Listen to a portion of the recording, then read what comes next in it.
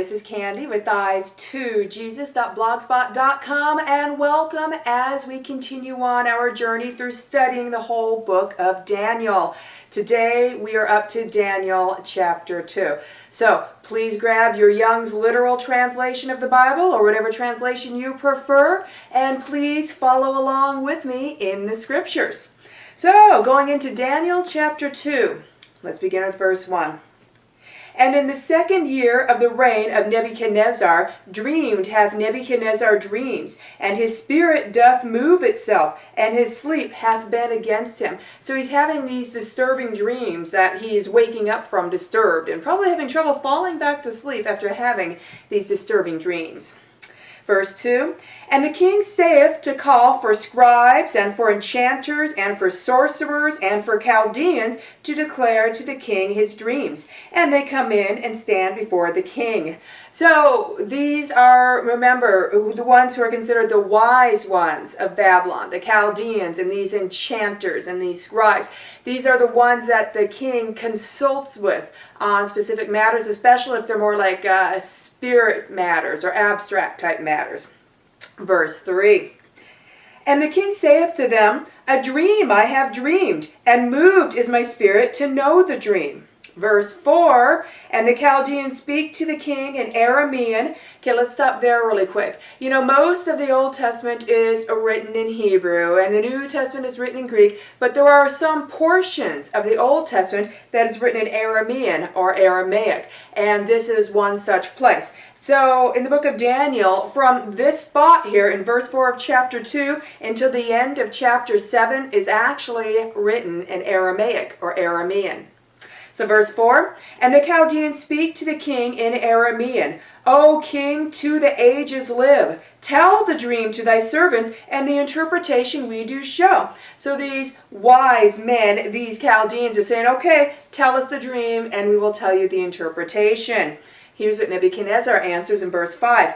The king hath answered and said to the Chaldeans, The thing from me is gone. If ye do not cause me to know the dream and its interpretation, pieces ye are made, and your houses are made dunghills.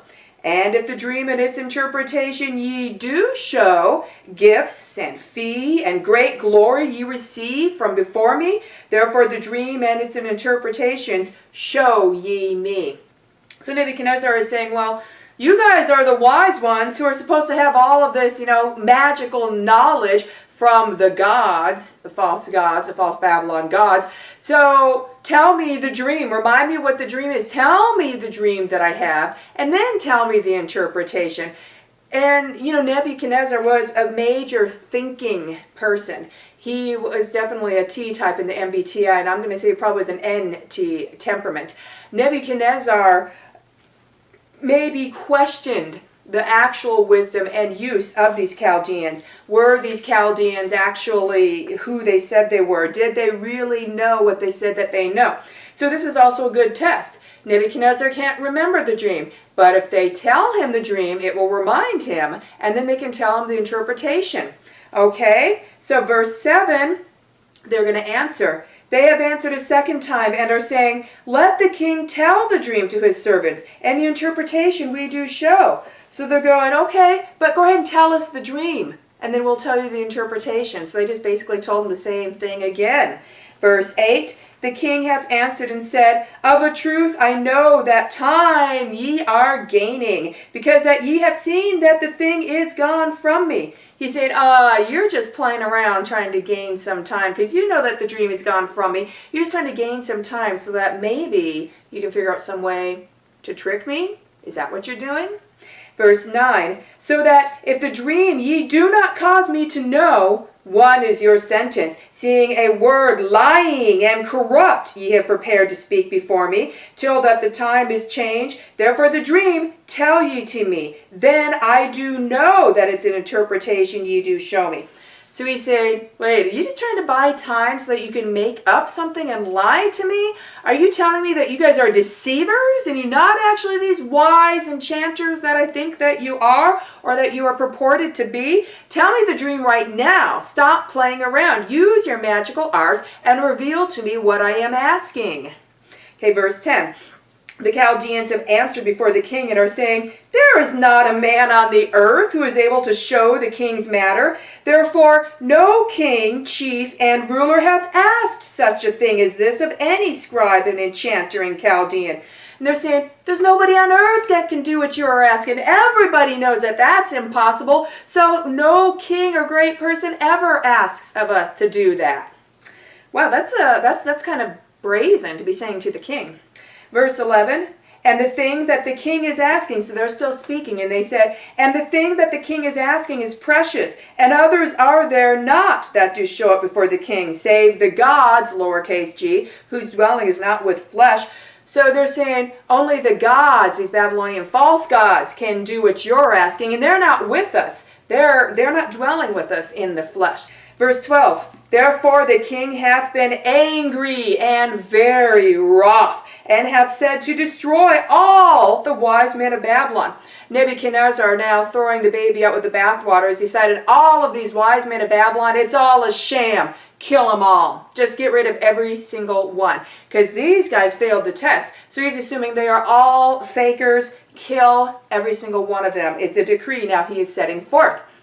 Verse 13, and the sentence hath gone forth, and the wise men are being slain. And they have sought Daniel and his companions to be slain. So remember, Daniel and Shadrach, Meshach, and Abednego with him, they are considered also these wise men because they were among the lads that we read about that were chosen in chapter 1, that were chosen out of the captivity of Judah to be trained in the arts of the Chaldeans. Therefore, it's not just the Chaldeans and these enchanters and scribes that Nebuchadnezzar are seeking out to be destroyed. It's even all of the Hebrew boys and young men that were also chosen to be schooled in these arts for 3 years. So that means Daniel, Shadrach, Meshach, and Abednego are also targeted to be killed because they are in that group. So verse 14, then Daniel hath replied with counsel and discretion to Arioch, chief of the executioners of the king, who hath gone forth to slay the wise men of Babylon. Notice how Daniel's responding to this chief executioner of the king who is there to kill him. He's responding to him with counsel and with discretion. So he's not responding to him emotionally. He's not responding to him out of fear. He's responding to him using logic and wisdom. All right. And this Arioch, it's making him stop and listen. He wants to hear what Daniel has to say. Verse 15, he hath answered and said to Arioch, the king's captain, wherefore is the sentence so urgent from before the king? Then Arioch hath made the thing known to Daniel. So Daniel asked, so why are all the wise men being put to death? Why are you here to kill us? And then Arioch told Daniel what had happened between Nebuchadnezzar and those specific enchanters, scribes, and Chaldeans. Verse 16, and Daniel hath gone up and sought of the king that he would give him time to show the interpretation to the king. So Daniel goes up to seek permission from Nebuchadnezzar saying, okay, wait, don't kill us yet. Can you stop the killing and listen? Give me time. Give me just a little bit of time to seek the interpretation and to seek the knowledge that you desire. Verse 17, then Daniel to his house hath gone, and to Hananiah, Mishael, and Azariah, who are also known, of course, as a Babylonian named Shadrach, Meshach, and Abednego, his companions, he hath made the thing known. All right, so it looks like, as we're going to read in a moment, that he's given like overnight. Okay, you got 1 day, overnight, or whatever, to tell me if you can come back. That's kind of neat, though, that Nebuchadnezzar gave this time to Daniel, because he didn't give time to the original ones who stood before him, you know, the Chaldeans, the scribes, and the enchanters. He didn't give them any time. Why? Because he kind of already knew their character and that they were just trying to buy time to make up a lie. But he knows Daniel's character because he's worked with Daniel before. And he knows that Daniel's character, it's not in Daniel's character to buy time to make up a lie. He knows that Daniel's character is honest and that Daniel is not going to deceive him. That if Daniel doesn't have an answer by the time is up, Daniel's going to be honest even unto death. Verse 18. Okay, it's back up verse 17. Then Daniel to his house hath gone, and to Hananiah, Mishael, and Azariah his companions, he hath made the thing known, and to seek mercies from before the God of the heavens concerning this secret, that they destroy not Daniel and his companions with the rest of the wise men of Babylon. All right, so Daniel, then he got the time from Nebuchadnezzar. He told his three companions about what was going on. They're in deep prayer. And then verse 19, then to Daniel in a vision of the night, the secret hath been revealed. Then hath Daniel blessed the God of the heavens. So the one true Lord God, Jehovah God, revealed this to Daniel, gave him everything he needs to know to tell to Nebuchadnezzar. What a great leap of faith this was when you think about it. Daniel was trusting that God was going to give him these answers that Nebuchadnezzar sought so that he wouldn't die. Daniel's trusting that God would give him these answers, and that if not, I think that Daniel would have been willing to go ahead and die. I really don't think it would have been in his character to make up lies. All right, verse 20. Daniel hath answered and said, let the name of God be blessed from age even unto age, for wisdom and might, for they are his. And he continues, and he is changing times and seasons. He is causing kings to pass away, and he is raising up kings. He is giving wisdom to the wise and knowledge to those possessing understanding. He is revealing deep and hidden things. He hath known what is in darkness, and light with him hath dwelt. What's Jesus called in the beginning of the Gospel of John? The light. Jesus is the light of the world. Verse 23, thee, O God of my fathers, I am thanking and praising, for wisdom and might thou hast given me, and now thou hast caused me to know that which we have sought from thee, for the king's matter thou hast caused us to know. So you want to know how to pray or examples of praying. There's a lot of examples of praying in the Bible, this being one of them. We just got to be witness to one of Daniel's prayers. That is pretty cool. Verse 24 says, therefore Daniel hath gone up unto Arioch, whom the king hath appointed to destroy the wise men of Babylon. He hath gone, and thus hath said to him, the wise men of Babylon thou dost not destroy. Bring me up before the king, and the interpretation to the king I do show. So Daniel goes up, probably at the time appointed, to the chief executioner and says, don't kill anyone else. Bring me to the king. I've got the answer. Verse 25. Then Arioch in haste hath brought up Daniel before the king, and thus hath said to him, I have found a man of the sons of the removed of Judah, in other words, the captivity of Judah that were brought into Babylon, who the interpretation to the king doth make known. The king hath answered and said to Daniel, whose name is Belteshazzar? Art thou able to cause me to know the dream that I have seen, and it's an interpretation? It's like, so you think you can tell me the dream that I forgot, and it's an interpretation. You think you can tell them to me both. All right, verse 27, what does Daniel answer? Daniel hath answered before the king and said, the secret that the king is asking, the wise men, the enchanters, the scribes, the soothsayers are not able to show to the king. But there is a God, capital G, in the heavens, a revealer of secrets, and he hath made known to King Nebuchadnezzar that which is to be in the latter end of the days. All right, let's stop there for a moment. So, one, Daniel's saying there is a God, and this is Daniel's God. This is the God Jehovah in the heavens. And Daniel's God has given Daniel the answer to give to Nebuchadnezzar. Okay, and he's telling him, by the way, Nebuchadnezzar, God gave you this dream. It is a vision of the end days. So why is God giving a Gentile, a pagan Gentile, an end of days vision? Well, there's many reasons. All things work out to those who love God, right? So this will actually help work out good for Daniel and his companions. But also because Nebuchadnezzar was a seeker of knowledge, and he was interested in learning true things. But he's completely steeped in paganism. He was completely raised in paganism. He completely is a pagan. But he still has some wondering. What about this God of the Jews? If anything else, he might be curious just to add Jehovah to his collection of gods. But God sees something in Nebuchadnezzar. And this is one of the instances in the Bible where we see that God is speaking to and using a Gentile. And this is not the only instance. All right, so continuing on, thy dream and the visions of thy head on thy bed are these. Verse 29, thou, O king, thy thoughts on thy bed have come up concerning that which is to be after this. In other words, after that time after this, and the revealer of secrets hath caused thee to know that which is to be. Verse 30.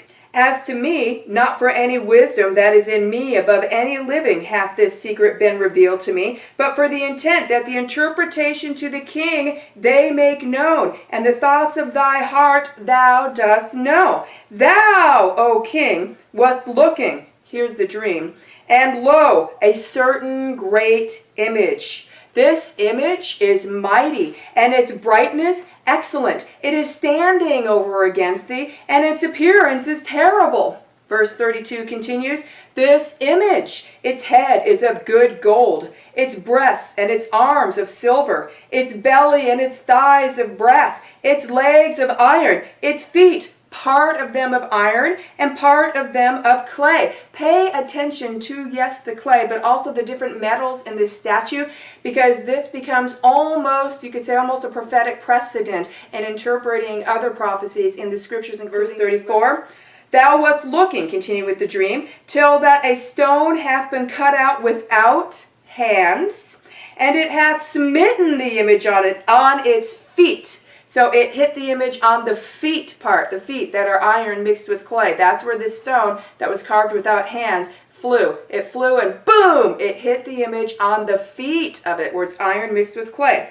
Okay, so thou wast looking till that a stone hath been cut out without hands, and it hath smitten the image on its feet that are of iron and of clay, and it hath broken them small. Verse 35, then broken small together have been the iron, the clay, the brass, the silver, and the gold, and they have been as chaff from the summer threshing floor, and carried them away hath the wind, and no place hath been found for them.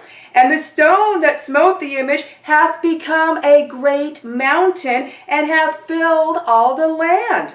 This is the dream, and its interpretation we do tell before the king. So he just told Nebuchadnezzar the dream. Nebuchadnezzar was like, yeah, I think so. That sounds right. There's no inkling here that Nebuchadnezzar is doubting that that's the dream. It's kind of like if you forget something but someone else remembers it and they start telling it back to you, it starts coming back to you. I think that's what was happening here. Okay, so now Nebuchadnezzar is probably really sitting up in his chair and excited because Daniel is now going to give him the interpretation of that dream. And remember, what kind of dream was this? This was a dream that leads up from that time till the end. Till the end of what? Till the end of these world kingdoms, until the reign of Christ. Okay, so now let's get into this interpretation, because this interpretation is going to also be important to us. We're going to see history that we can actually look up and verify, fulfilled. We're going to see where we are right now, and we're going to see where we are heading next, our future. So verse 37. Thou, O king, art a king of kings, for the God of the heavens a kingdom, strength, and might, and glory hath given to thee. So Nebuchadnezzar is a king of kings, and God has given him this kingdom, meaning at this time Babylon was the world power. And so Nebuchadnezzar was one pretty powerful man.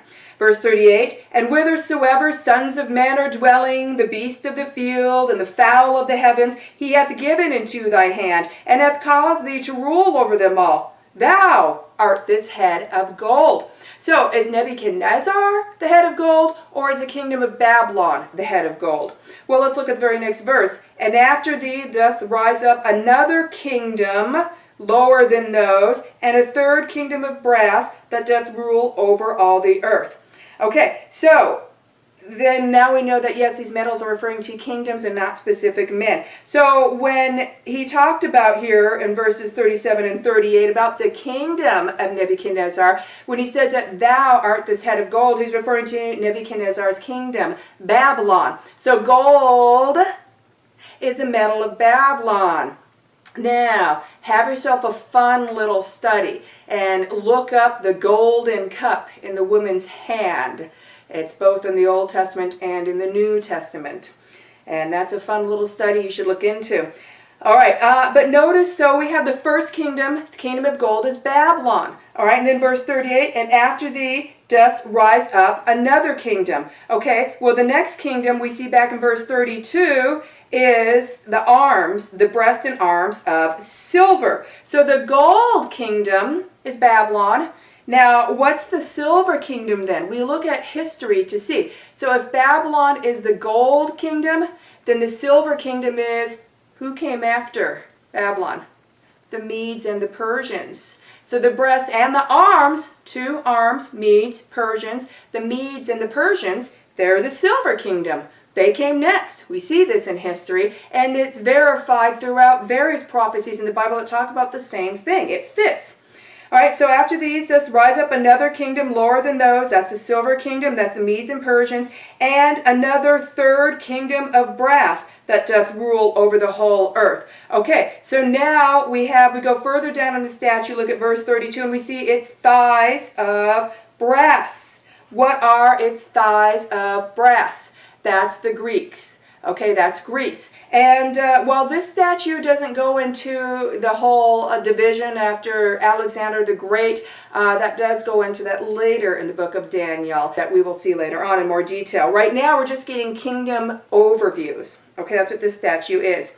Okay, verse 40. And the fourth kingdom is strong as iron, because that iron is breaking small and making feeble all things, even if iron that is breaking all these, it beateth small and breaketh. Okay, so while this statue's thighs are of brass, verse 32, we see verse 33 that then its legs, so after the thighs we go to the legs and its feet are iron. So the fourth kingdom is iron. So what kingdom came after Greece? Do you know your history? That is Rome. So the metal of the fourth kingdom is Rome. Rome's metal, prophetically in the scripture, is iron. Verse 41, as to that which thou hast seen, the feet and the toes, part of them of potter's clay, and part of them iron. The kingdom, this is the Roman kingdom, is divided, and some of the standing of the iron is to be in it, because that thou hast seen the iron mixed with miry clay. This is where we are right now, presently, as I'm recording this video, in Daniel's statue, or Nebuchadnezzar's statue. Okay, so this is where we are in these prophecies. We are now in the feet of the statue. Now, I believe that the heel of the statue is where there was a turn taken, and that is where the ankles or the legs are transitioning into the feet, and I believe that is where we have the crucifixion of Jesus Christ. And then also at that turn, we eventually come through in history what the history books call the fall of the Roman Empire. But according to this prophecy, the Roman Empire doesn't fall. This iron metal stays with us all the way to the end until the stone made without hands smites the statue in the feet, where we are right now, and destroys the whole statue, and it just blows off in the wind and there's nothing left of it. The Roman Empire, the Iron Empire, did not fall. It changed. We have that transition at the heel, the crucifixion of Jesus Christ, and then we go further in history and we have the quote-unquote fall of the Roman Empire. It didn't fall. It created a counterfeit Christianity, and that counterfeit Christianity is called Roman Catholicism. And in Roman Catholicism, we have had years and years, as the epistles of John tells us about, Antichrist. Anti comes from the Greek word anti, and I'm probably not pronouncing that rightly, and that means in the place of. When the Antichrist, or Revelation calls him, is the beast, when he is on the scene and revealed as the Antichrist, that happens 3.5 years into the 7-year tribulation, by the way, he is going to sit down in the temple of God and he's going to proclaim himself as God. In other words, in the place of God. Roman Catholicism if you look at the practices of Roman Catholicism and then you look at what the Bible says, you see there's a lot of practices in there that aren't in the Bible. But then you look through history and the old tablets and what we know about mystery or secret Babylon, which is what? The arts of these Chaldeans in the Babylonian Empire.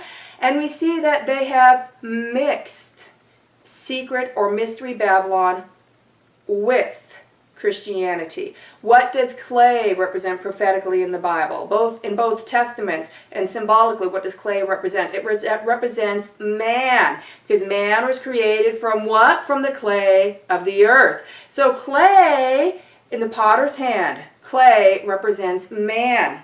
So what do we have here in the foot?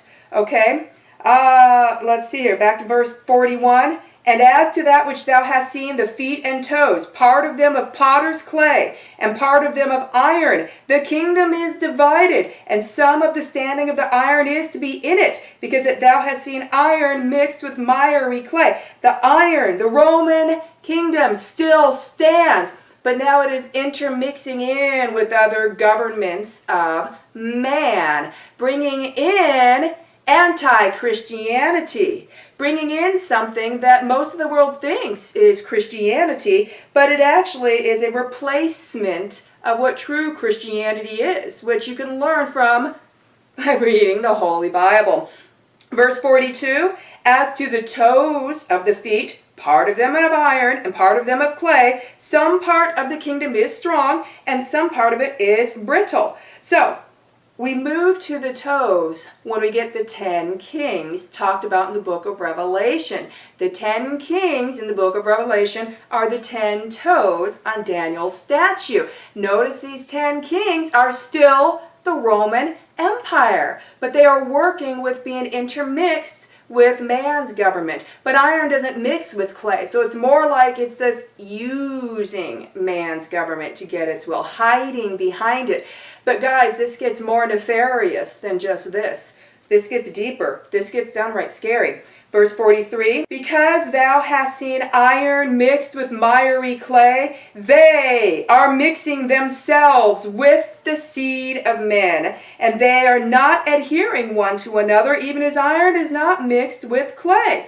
Suddenly, in the middle of all this, it's like we get a break in our little rhythm we have going as we're reading through. Suddenly we get, they are mixing themselves with the seed of men. I want you, student of the Bible, to do your own study, starting at Genesis 3:15. And I want you to study the two lines of the seed. You have the seed of the woman, and then you have the seed of the serpent. These they intermingling with the seed of men. One is spiritual. It is a spiritual infiltration. It is the birds on the trees in the parables that Jesus teaches. And these birds on the trees represent demonic forces and false teachings and teachings of serpent seed intermingling in with the seed of man, trying to look like they are the seed of man. They are the tares or the darnel among the wheat that must be pulled out, but not until the wheat has matured, so that you can tell the difference and you don't accidentally pull out the wheat. Why? Because there are some people in this apostate false Christian church who actually will get saved, who actually do turn to the scriptures and read the scriptures, and who are saved. I know of many people who have come out of Roman Catholicism because they turned to the scriptures and they found the truth for themselves. So what can look as darnel or a tare might end up growing into wheat. But it goes even further than that. You need to look into Revelation chapter 12, Zechariah chapter 5. Look into the abduction phenomena. Look at Genesis chapter 6, verses 1 through 4. Follow the trail of the Nephilim. Now we're looking at possible physical genetic seed of the serpent. So verse 44, and in the days of these kings doth rise up the God of heavens, a kingdom that is not destroyed to the age, and its kingdom to another people is not left. It beateth and endeth all these kingdoms, and it standeth to the age. That rock made without hands Where does it hit this statue of these world kingdoms? It hits it in the iron mixed with clay in the feet. It hits it where we are now. Toes are part of the feet. The toes are the 10 kings. When the 10 kings are here, we are still in the feet. But now we know when the 10 kings are here, that stone's coming pretty soon. And then what is that stone? That stone is the kingdom of God. That is the second coming of Jesus Christ. That is Jesus Christ taking his kingdom back. And that is how it grows into a great mountain over all the land. All right, and mountains represent kingdoms prophetically, by the way. So do mountains represent kingdoms prophetically and in other ancient texts, and horns represent kings. And that is where you actually get a crown from. Originally, a crown was actually horns that a person who was a king or a ruler wore on their head, and it eventually turned into, okay, now we're going to make false ornate horns, and that turned into a crown. Verse 45, because that thou hast seen that out of the mountain cut hath been a stone without hands, and it hath beaten small the iron, the brass, the clay, the silver, and the gold, the great God hath made known to the king that which is to be after this. And the dream is true, and its interpretation steadfast. Notice the head of the statue is gold, and that is Babylon. And mystery Babylon or secret Babylon and its esoteric dark arts trickle through the body. As you study the history of the kingdoms and their gods, you see that this mystery Babylon practices gets carried down to each kingdom. They added in to their culture. So when it got down and it finally trickled its way into the Iron Kingdom, but then we had that problem of Christianity happening as well, then now what do you have? You have the Roman Iron Kingdom trying to mix in with the clay, trying to create an anti-Christianity. For it is from Roman kingdom where Antichrist arises. So again, verse 45, because that thou hast seen that out of the mountain cut hath been a stone without hands, and it hath beaten small the iron, the brass, the clay, the silver, and the gold, the great God hath made known to the king that which is to be after this, and the dream is true, and its interpretation steadfast, accurate. Verse 46, then hath King Nebuchadnezzar fallen on his face, and to Daniel he hath done obeisance and present and sweet things, and he hath said to pour out to him. So as you can see, Nebuchadnezzar is very thankful. He knows that what Daniel said is the full truth. So verse 47, the king hath answered Daniel and said, of a truth it is that your God is a God, capital G, of gods, lowercase g, and a Lord of kings, and a revealer of secrets, since thou hast been able to reveal this secret. Daniel said that he could give the dream and the interpretation because God gave it to him, and Nebuchadnezzar is acknowledging that your God is powerful because my gods, these false Babylonian gods, couldn't do it, but your God did. All right, verse 48, then the king hath made Daniel great, and many great gifts he hath given to him, and hath caused him to rule over all the province of Babylon, and the chief of the prefects over all the wise men of Babylon. Now, if you're following along in the Young's Literal Translation and you have an eye for detail, you might have noticed where I said prefects, it may say perfects in your edition. And if so, that is actually a typo. It is actually supposed to be prefects or governors, and I did verify that by looking it up in the Aramaic. Okay, and chief of the prefects over all the wise men of Babylon. Verse 49, and Daniel hath sought from the king, and he hath appointed over the work of the province of Babylon Shadrach, Meshach, and Abednego, and Daniel is in the gate of the king. So Daniel and his companions, Shadrach, Meshach, and Abednego, they got promotions. This is amazing. They're being allowed to worship the one true God and to also be in somewhat of a position of power and authority during the Babylonian captivity, where they have the ability to to make this captivity easier on their captive brethren. This was a very intense study because we just basically saw quite a big span of history off into our present and into our future. I urge you to also go through my study of the book of Revelation if you haven't already. And you might even want to parallel these two studies together since they very much talk a lot about the same things. Have a blessed day.